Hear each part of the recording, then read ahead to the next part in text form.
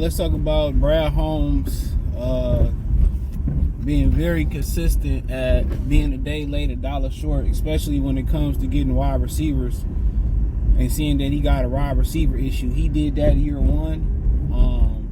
Then tried to hustle backwards and pick up Trinity Benson. And then somewhere down the line, they end up picking up Josh Reynolds, and they kind of got a little better. Year two, he did a better job bringing DJ Shark in. St. Brown had emerged. And this year, he kind of reverted back to year one.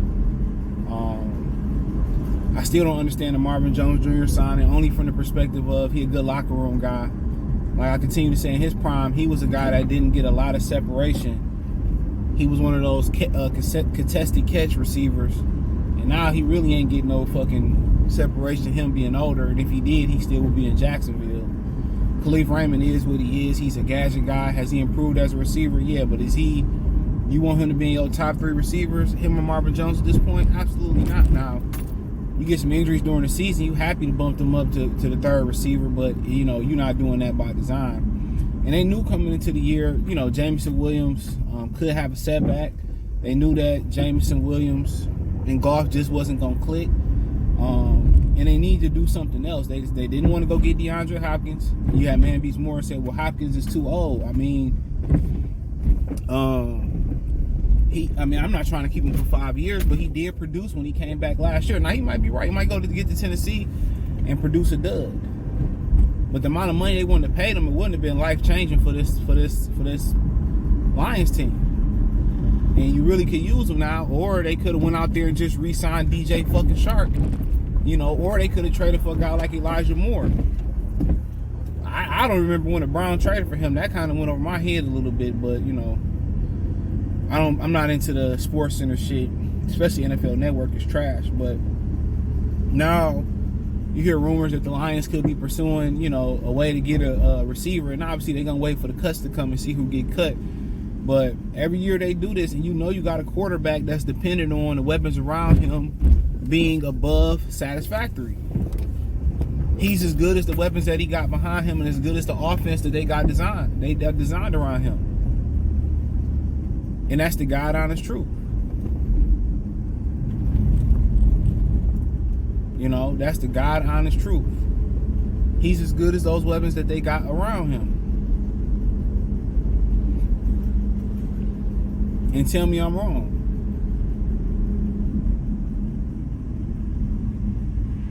And tell me I'm wrong. So, what Ben Johnson gonna drop and what he do with Laporta, Gibbs, and St. Brown and Reynolds and those guys is gonna be very, very interesting. It's gonna be very, very interesting. So, but he just continued to be a day late and a dollar short.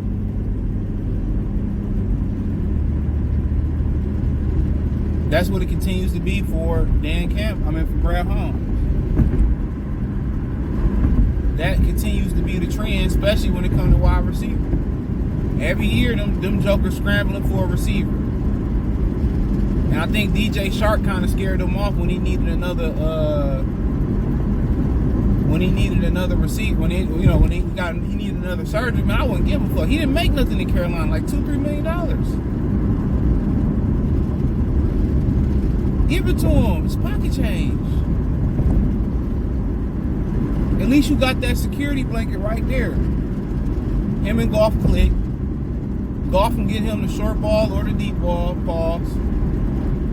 You knew the report was there. You knew he can do what he's doing on the inside. That allowed St. Brown, Laporta, and whoever else to work the underneath and work the middle and work the deep corners and all that, middle of the field. They train it, and maybe other things that we don't see go on. Because when you're in a place of employment and you in it, you see why certain people get fired or get demoted. You see it. I've seen situations where, you know, people who are great at their job, but they just don't like you. And I've seen, and they transfer them, they fire them, they, you know, move them around or whatever, or, you know, you got situations where guys suck at their job, but people like them, and they stick around. So being liked You know, and that's kind of where that fakeness come in at in the world.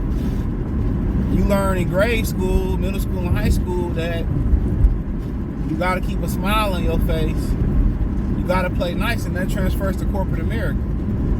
And some people can't hit that switch. You know what I'm saying? When they go home, they just can't put that switch. I had to learn to hit that switch where, okay, in the working place, I put that smile on. Yes, sir. No, ma'am. Woo, woo, woo, woo, woo. Be nice. But when I go home, you know what I'm saying? I know how to, I'm back to being me. So you don't know what type of person DJ Shark was or how he was responding to coaches and authority, and maybe that went into it. That's why you see somebody get let go or get traded, and there's something more to it than that, because you got to still understand it's a workplace. It's a work environment. You think because they making millions of dollars, they going home, they not human. Like, we used to think teachers wasn't like humans and shit. Like, do teachers take a piss and boo-boo like we do? You know what I'm saying? So, but it could be more to that, but it just didn't make no sense. Especially if obviously he looked to be completely healthy. So they had options, and they chose not to exhaust any of those options. And they probably said, we can make it through 6 games. But even with Jamison Williams, that was crazy to me, because you can't depend on him. And Brad Holmes said that at the end of last season about his maturity and where he needed to step up his maturity. So you count on the guy that's immature, and you're not gonna put nothing behind him.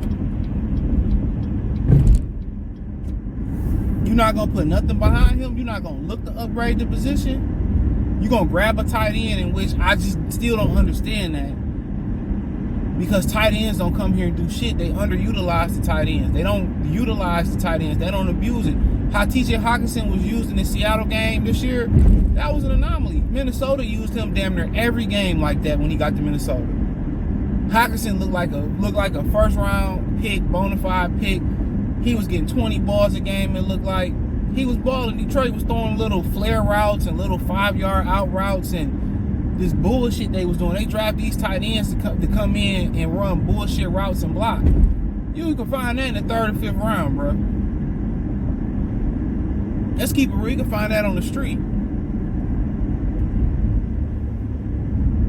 And for them not to take that kid from Ole Miss, and I could be wrong, he ended up going to Carolina too. The receiver from Ole Miss was beyond me. Y'all keep taking tight ends, and I still don't understand it. Maybe I see it with Ben Johnson and Sam Laporta, but I don't understand it. Y'all keep drafting fucking tight ends, and they keep coming here not doing nothing. But once again, they laid $1 short. Brad Holmes. Thumbs up the video, share the video, subscribe to the channel. Next subscribe button is the bell icon button. Check out Detroit Lions Talk playlist for more videos like this. Hit the link tree. Find me on Twitter, Instagram, Spotify, Anchor, Cash App, Venmo, PayPal, Apple Podcasts, Google Podcasts, the whole 9. Appreciate the love and support. Hit the link tree. Find me everywhere. Peace.